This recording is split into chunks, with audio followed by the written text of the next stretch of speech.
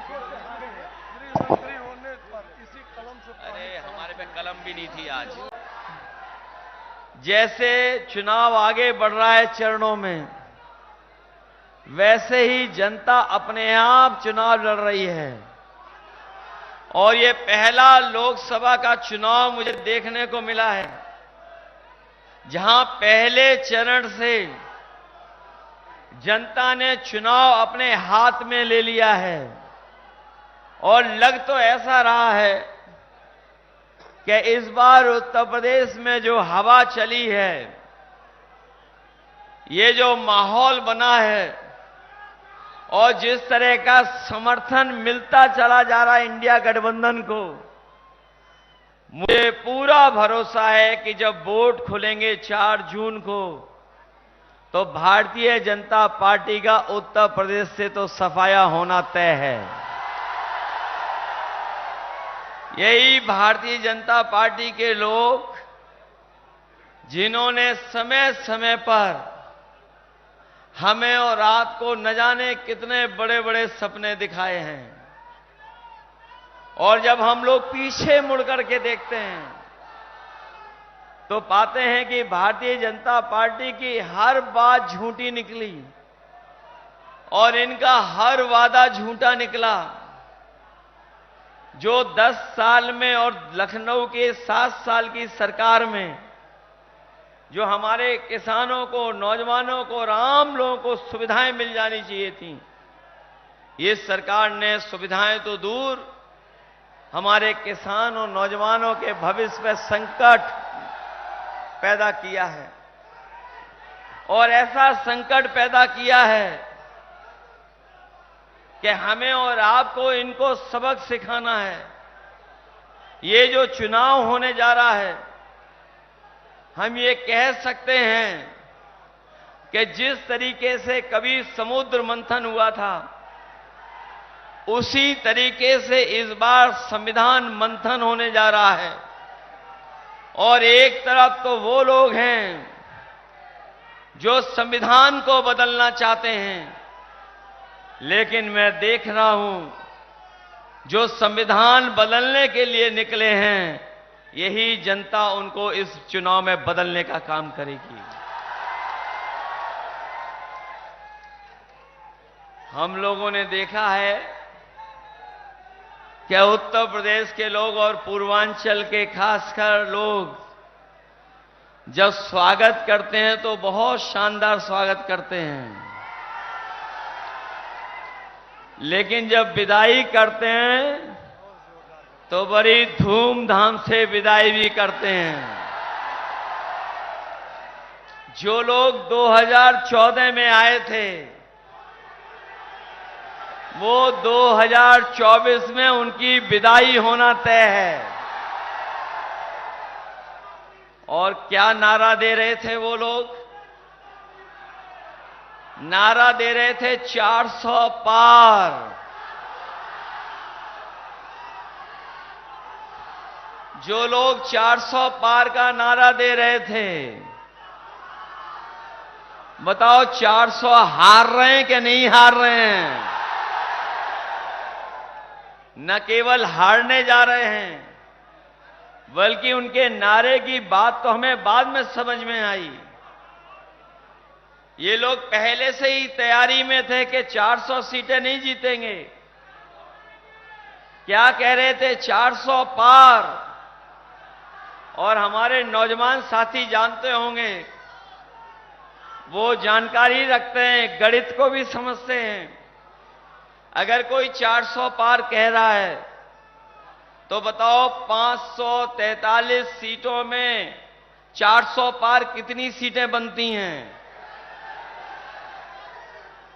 अगर कोई कहे कि हम 400 पार सीटें जीतने जा रहे हैं, तो बताओ 543 में कितनी सीटें बचती हैं?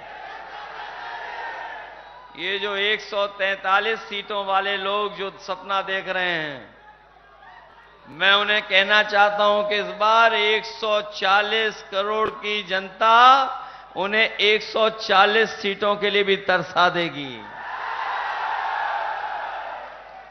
कहने को ये कहते थे कि ये डबल इंजन की सरकार है।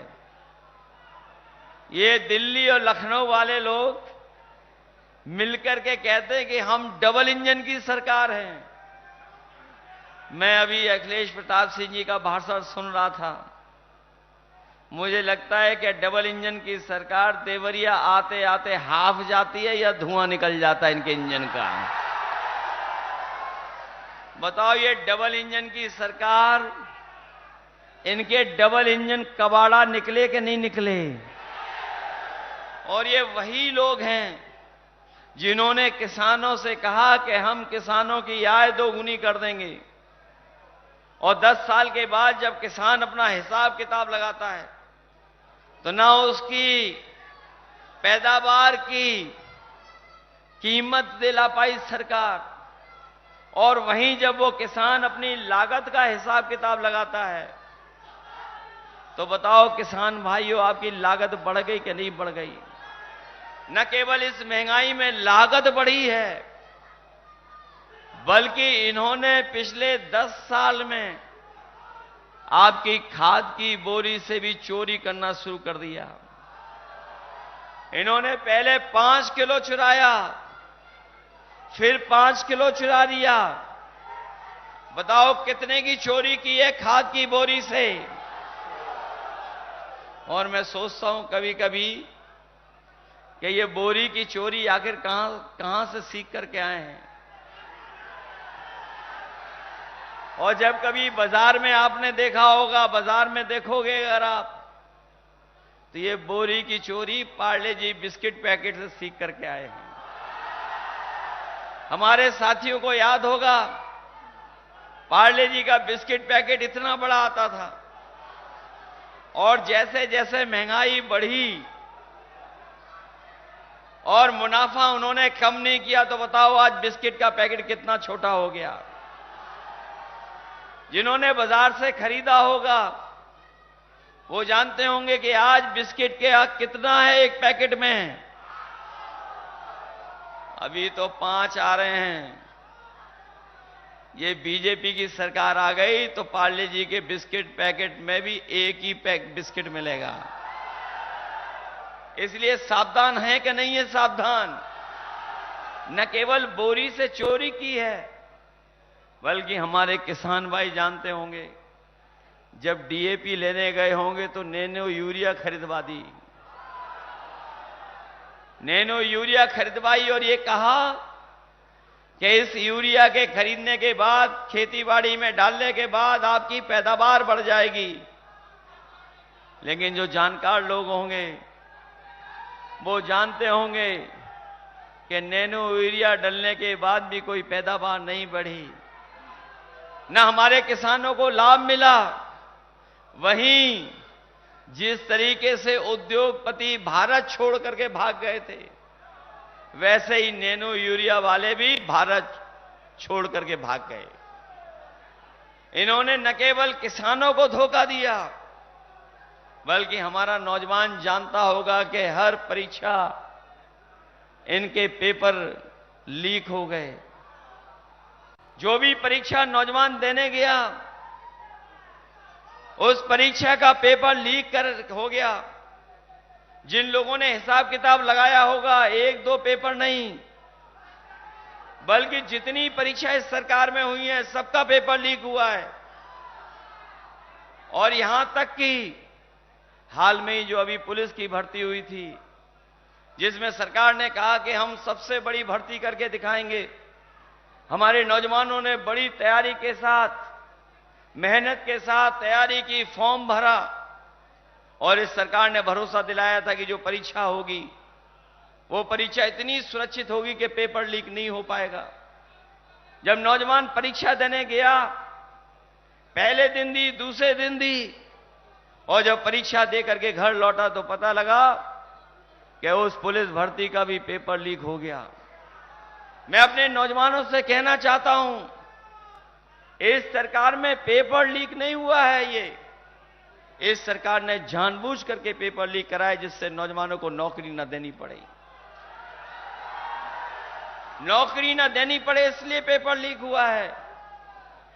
और याद रखना नौजवान साथियों, आपके 10 साल नहीं गए हैं, आपका 1/3 जीवन इन्होंने बर्बाद किया है आपको नौकरी न दे करके।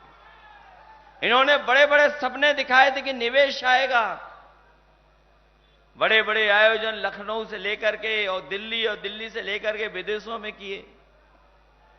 लेकिन आज जब हम पीछे मुड़ करके देखते हैं तो ये निवेश के नाम पर 0 रुपया जमीन पर पहुंचा है।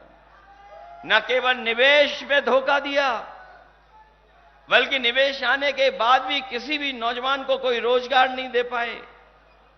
और इसी सरकार में लगभग 60 लाख ऐसे नौजवान हैं जिन्होंने परीक्षा दी, लेकिन पेपर लीक होने के कारण उन्हें नौकरी नहीं मिली।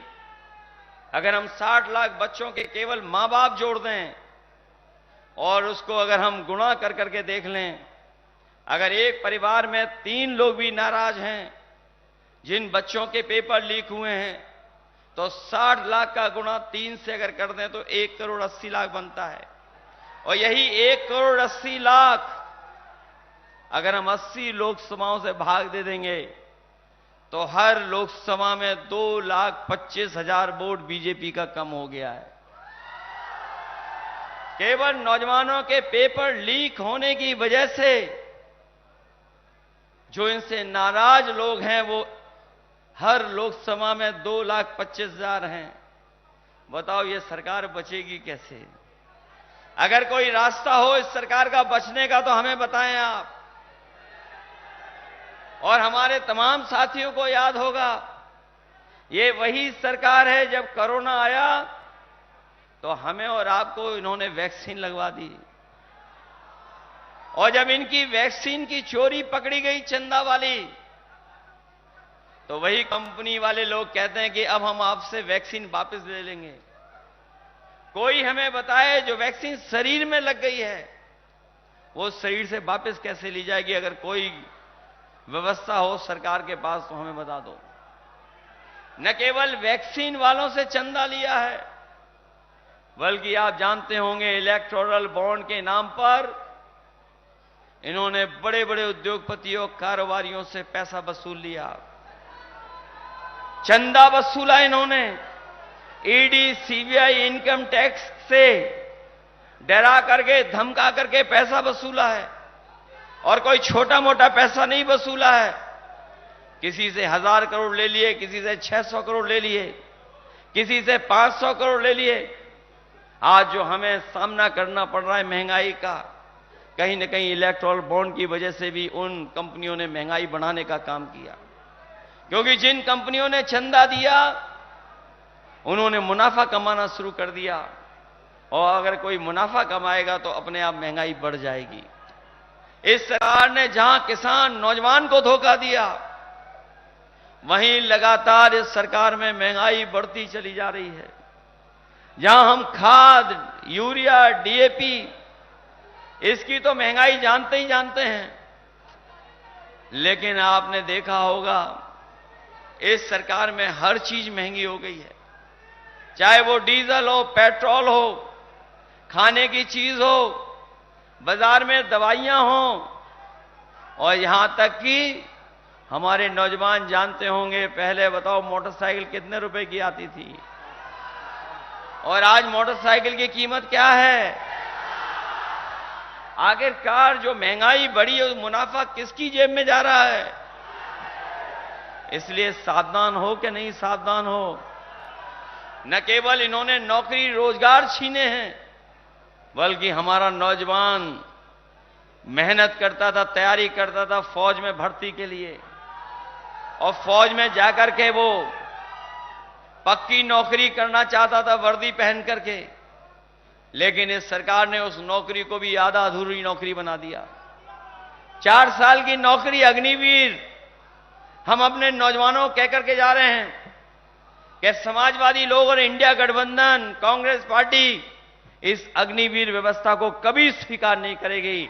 जब भी सरकार में हम लोग आएंगे, इस अग्निवीर व्यवस्था को हमेशा हमेशा के लिए हटाने का काम करेंगे।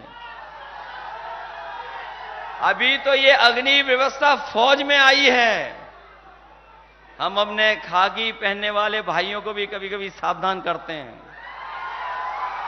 और इसलिए सावधान करते हैं कि फौज की नौकरी 4 साल की कर दी।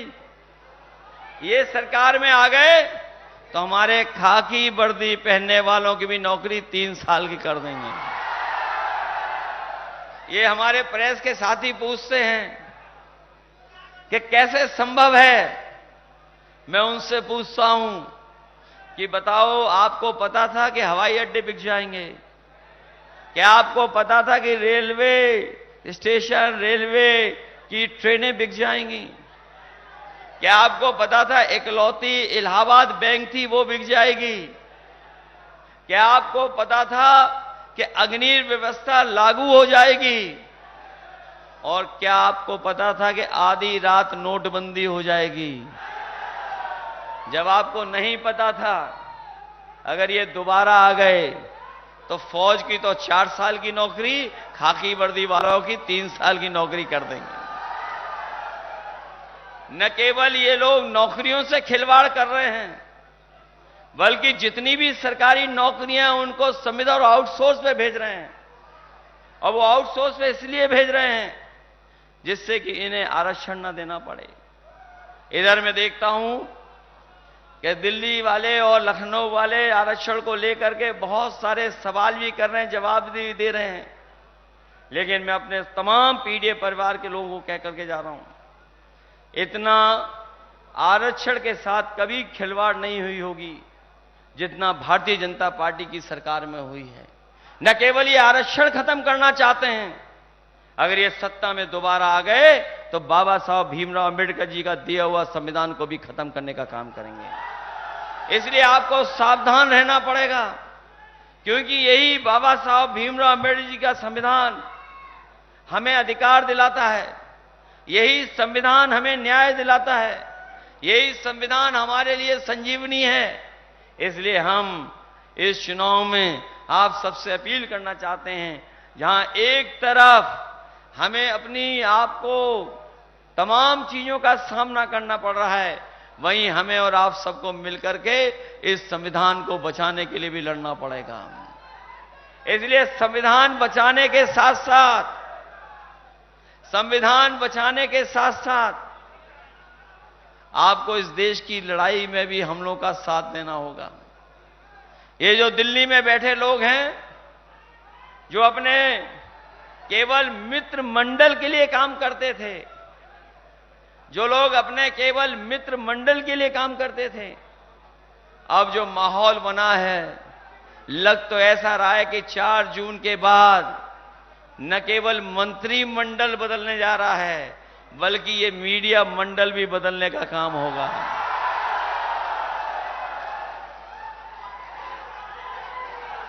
मंत्रिमंडल तो बदलेगा ही बदलेगा, लेकिन मीडिया मंडल भी बदलेगा। और मीडिया मंडल के साथ साथ आपको पता होगा कि इंडिया गठबंधन, कांग्रेस पार्टी और समाजवादी पार्टी ने तय किया है कि जिस तरीके से बड़े बड़े कारोबारी उद्योगपतियों का इन्होंने कर्ज माफ किया है, अभी तो सुनने में आता था 16 लाख करोड़, लेकिन अब हिसाब किताब फिर लगा है। पिछले 10 साल में भारतीय जनता पार्टी ने बड़े बड़े कारोबारी उद्योगपतियों का 25 लाख करोड़ से ज्यादा पैसा कर्ज का माफ किया है। और जब इन्होंने नियम बनाया तो नियम बनाया कि जिन लोगों ने भी बैंक से 5 करोड़ से ऊपर का कर्ज लिया है, उनका कर्ज माफ होगा।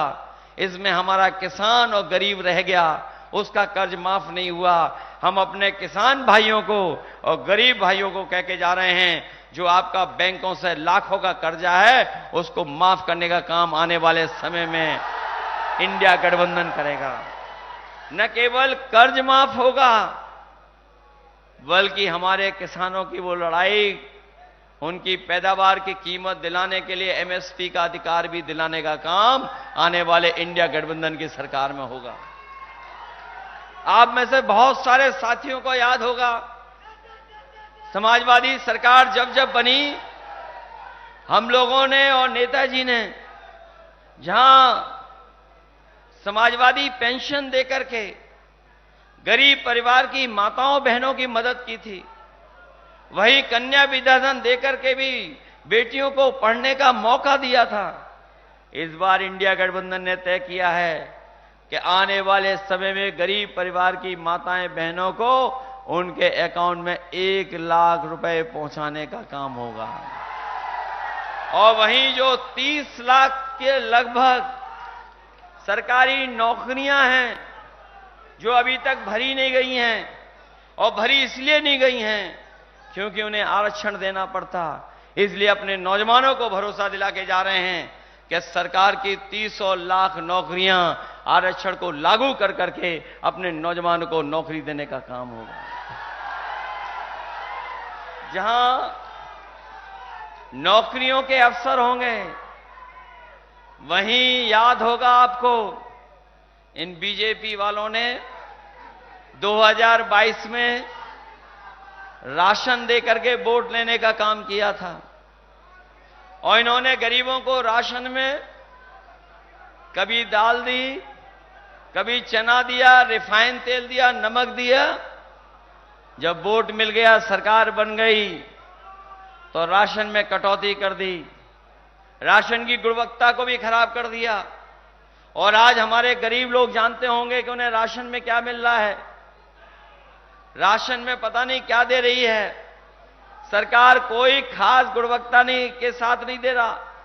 इसलिए इंडिया गठबंधन समाजवादी पार्टी ने तय किया है कि जहां राशन की मात्रा बढ़ाएंगे, उसकी गुणवत्ता को भी बेहतर करेंगे, और जिस तरह से संपन्न लोग बाजार से पैकेट का आटा खरीद करके खा रहे हैं, जो कभी पौष्टिक भी है, अपने हम नौजवानों को, गरीबों को कह के जा रहे हैं कि आने वाले समय में राशन की गुणवत्ता बढ़ा करके पौष्टिक पैकेट का आटा के साथ साथ आपको डाटा फ्री देने का भी काम आने वाली सरकार में होगा। जहां आपके स्वास्थ्य को बेहतर करने के लिए पौष्टिक आटा, और चीजों को समझने के लिए, आगे बढ़ने के लिए, जानकारी हासिल करने के लिए आपको डाटा फ्री देने का काम करेंगे। ये जो लखनऊ वाली सरकार है, जो हमारे उल्टे पुल्टे मुख्यमंत्री हैं, वो हर चीज की नकल कर लेते हैं। समाजवादियों ने लैपटॉप दिया था इतना बड़ा, इन्होंने लैपटॉप नहीं दिया। जो लैपटॉप में फोटो आती थी उसकी तो नकल की, लेकिन लैपटॉप की जगह बताओ क्या दिया आपको। और इतना रद्दी दिया है कि उंगली घिसते रहो, वो चलता ही नहीं है। न केवल इसकी नकल की है,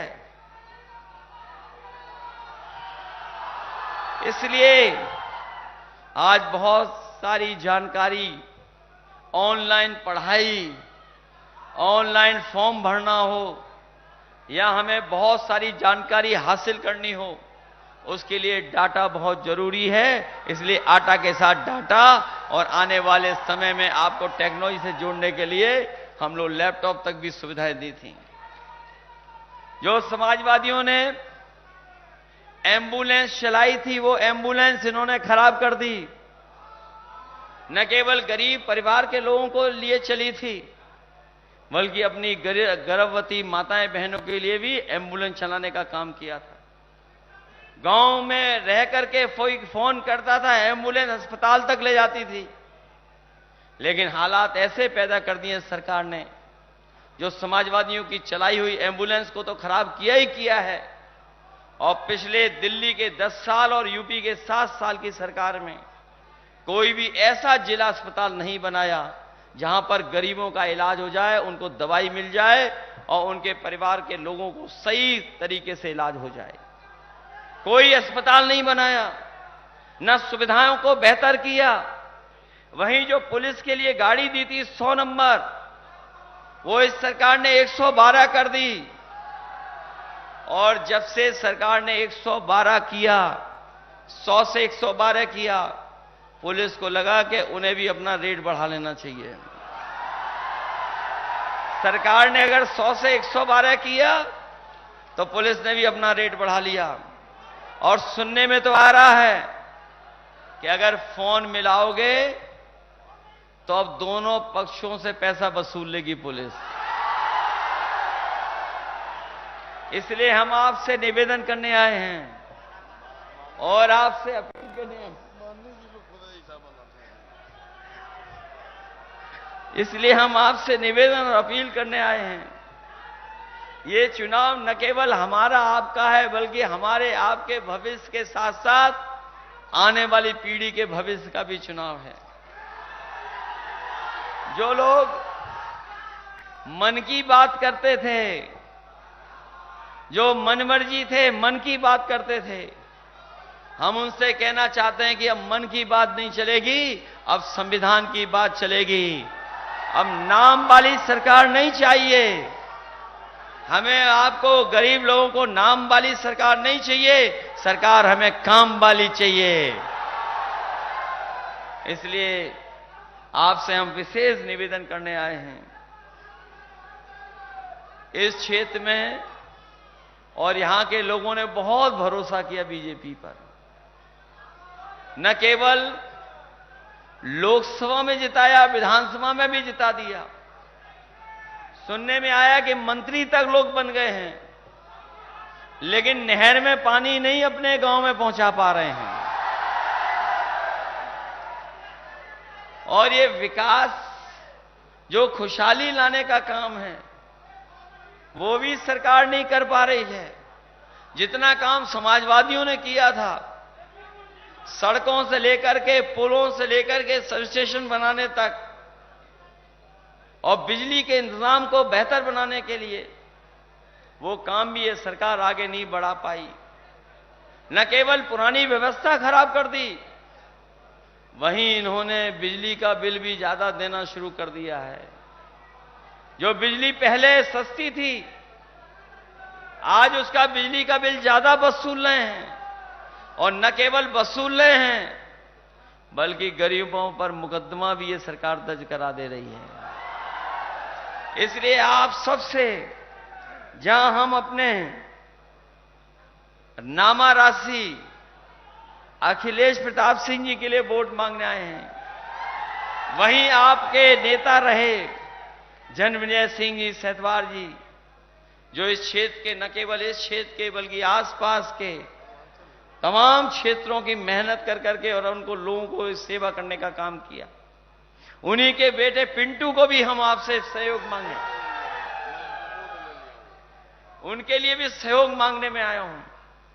और मैं भरोसा दिलाता हूं कि इस क्षेत्र के लिए पहले भी समाजवादियों ने विकास किया था। आने वाले समय में जब हम लोगों को मौका मिलेगा, तो प्राथमिकता पे इन जिलों को लेकर के हम लोग विकास से जोड़ने का काम करेंगे। जो लोग डबल इंजन की सरकार बोलते थे, उनके इंजन आपस में टकरा रहे हैं, और उसका परिणाम यह है कि सबसे ज्यादा जनता का नुकसान हो रहा है। न दिल्ली से लाभ मिल रहा है, न यूपी से लाभ मिल रहा है। जो सुविधाएं दिल्ली वालों को देनी थी और यूपी वालों को देनी थी, आपके पड़ोस में रहकर भी मुख्यमंत्री जी को जो करना चाहिए था वो नहीं कर पा रहे हैं। और उसका परिणाम यह है कि सबसे ज्यादा संकट में अगर कोई है तो गरीब है।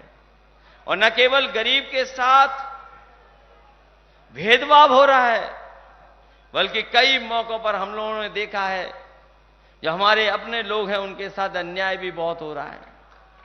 भेदभाव तो है ही है, लेकिन ये सरकार अन्याय भी करती है। कई मौकों पर देखा कि यहां का आम आदमी खड़ा हो गया था अन्याय के खिलाफ, तब जाकर के सरकार को झुकना पड़ा था।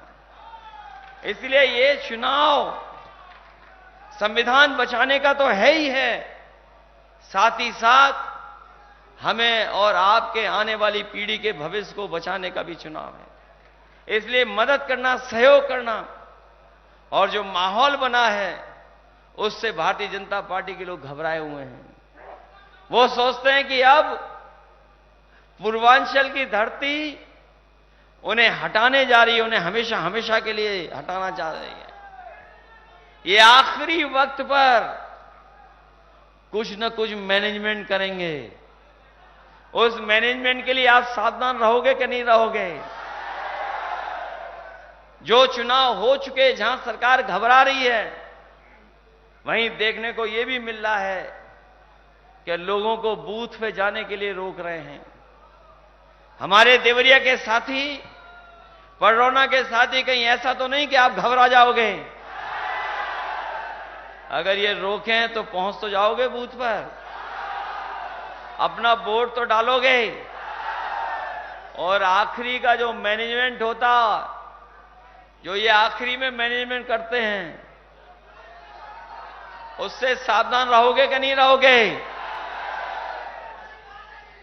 न केवल सावधान रहना है, अगर कोई मैनेजमेंट करने आए तो उसे पकड़ना भी है। पकड़ करके कुछ सवाल भी पूछ लेना उन लोगों से। उनसे सवाल पूछोगे कि नहीं पूछोगे? हालांकि हमने सुबह ही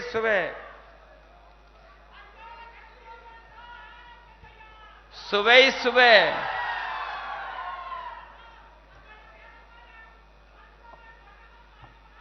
मुझे खुशी है कि हमारे बुजुर्ग साथी पूरी ईमानदारी से तैयार हैं इनको भगाने के लिए। वहीं हम आपसे कहना चाहते हैं, सुबह सुबह हमने कहा कि जहां देखें भाजपाई, वहां बिछाओ चारपाई और इनसे सवाल पूछिएगा आप। जब ये भाजपाई आपके साथ आए, आपको मिल जाए मैनेजमेंट करते हुए कहीं गांव में, किसी कोने में, किसी गरीब के पास, तो उनसे पूछना कि भाजपा संविधान क्यों बदलना चाहती है। पहला सवाल उनसे यही पूछना कि भाजपा संविधान क्यों बदलना चाहती है, भाजपा आरक्षण क्यों खत्म करना चाहती है, भाजपा सामाजिक न्याय के लिए जातिगत जनगणना का विरोध क्यों करती है,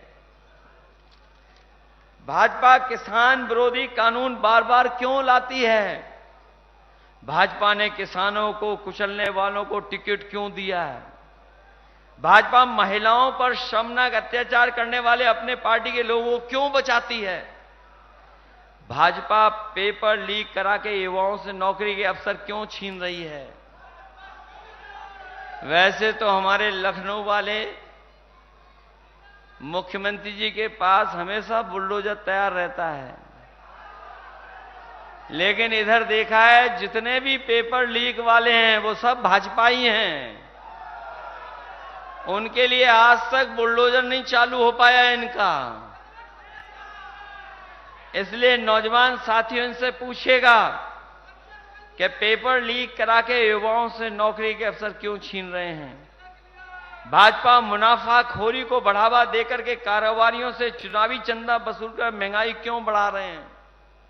जिन लोगों ने इलेक्टोरल बॉन्ड के बारे में पढ़ा होगा, जाना होगा, वो जानते होंगे जब से इलेक्टोरल बॉन्ड की जानकारी जनता को हो गई है, तब से भारतीय जनता पार्टी के लोगों का बैंड बज गया है और उनकी पोल खुल गई है। जहां भाजपा कोरोना के समय पर हमें और आपको जानलेवा वैक्सीन जनता को क्यों लगवाना चाहती थी और क्यों लगवाई, बताओ। ये सवाल पूछोगे आप उनसे कि नहीं पूछोगे?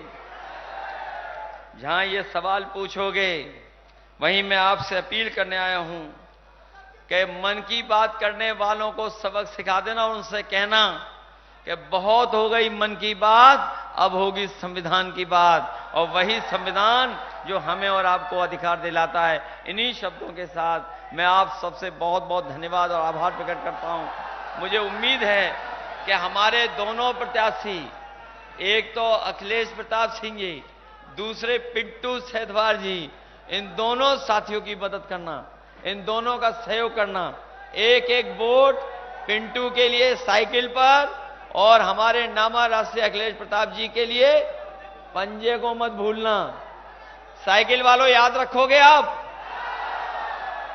साइकिल वालों को याद है कि कौन है प्रत्याशी? इसलिए दोनों प्रत्याशियों की मदद करना और सहयोग करना। मुझे पूरा भरोसा है कि जब परिणाम आएगा 4 जून को, तो न केवल आपके लोकसभा के सांसद जीतेंगे, बल्कि दिल्ली में भी एक नई सरकार होगी, जो उनके मंत्रिमंडल भी बदलेगा, मित्र मंडल भी बदलेंगे और मीडिया मंडल भी बदलने का काम होगा। आप सबका बहुत बहुत धन्यवाद। और मैं इसी के साथ जो आज बहुजन समाज पार्टी को छोड़ करके समाजवादी पार्टी में आए हैं, रामाशीष माथुर जी और अजय कुमार मधेसिया, उन दोनों का स्वागत करता हूं। वहीं इनके साथ और भी सहयोगी साथी आए हैं, बहुत सहयोगी साथी आए हैं। हमें उम्मीद है कि बहुजन समाज के लोग भी हमारे साथ जुटेंगे।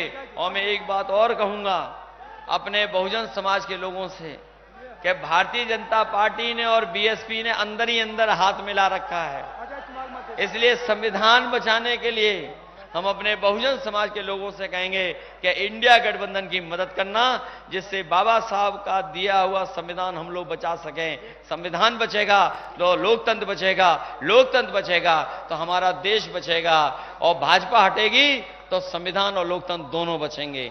इन्हीं शब्दों के साथ आप सबका बहुत बहुत धन्यवाद और आभार प्रकट करता हूं।